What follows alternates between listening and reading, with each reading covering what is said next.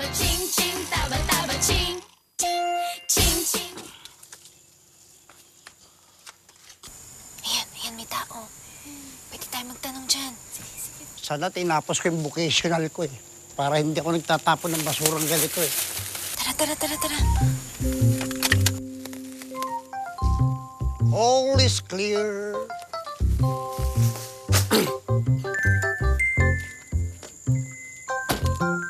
Manong! Piling, hindi manong. Ano yun? Ano yun? Anong kailangan nyo?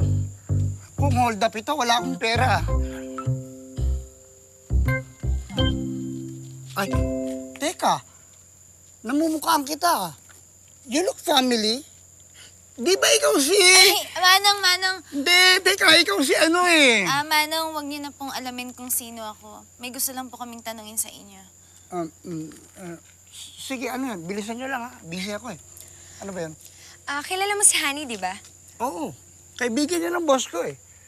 Bakit? Boss? Boss niyo po ba si Mang Rod? Si Mang Rod? Hindi. Sampid lang yan. Nakikitira lang yan. Ang boss ko si Jack. Yan si Mang Rod, tsaka yung anak niya. Naku, palamunin yan, Jack. Sino hong anak? Si Honey po ba yung anak? Oo, si Honey. Paano po naging anak ni Mang Rod si Honey? At kanino po? Teka. Sino ba kayo? Saan ba kayo galing? At paano yung tanong nyo? Para kayong taga-PLB anong kailangan nyo? What's your real need? Eto po, kunin niyo na po to.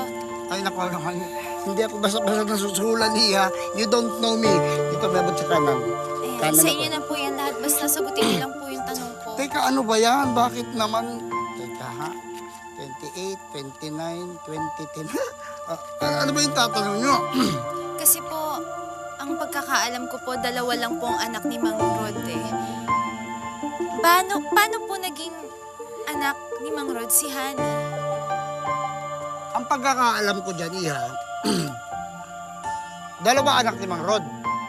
Yung isa, hindi ko kilala. Yung isa, yung bunso, si Jopay. Ayun, si Honey.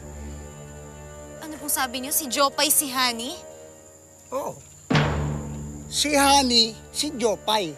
Yung Honey, screen name niya. Screen name ba?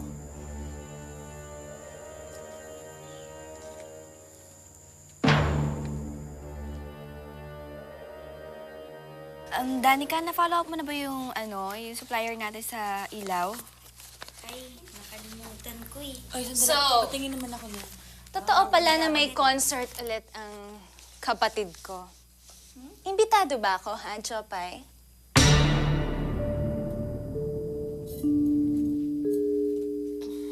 Jopay? Kapatid? Ay, yan pinagsasabi mo. Totoo ang sinasabi ko, Jiro. Kasi ang babaeng kaharap nyo ngayon, ang babaeng yan na nagpapanggap na si Honey, ay walang iba kundi ang walang hiya kong kapatid na si Jopay.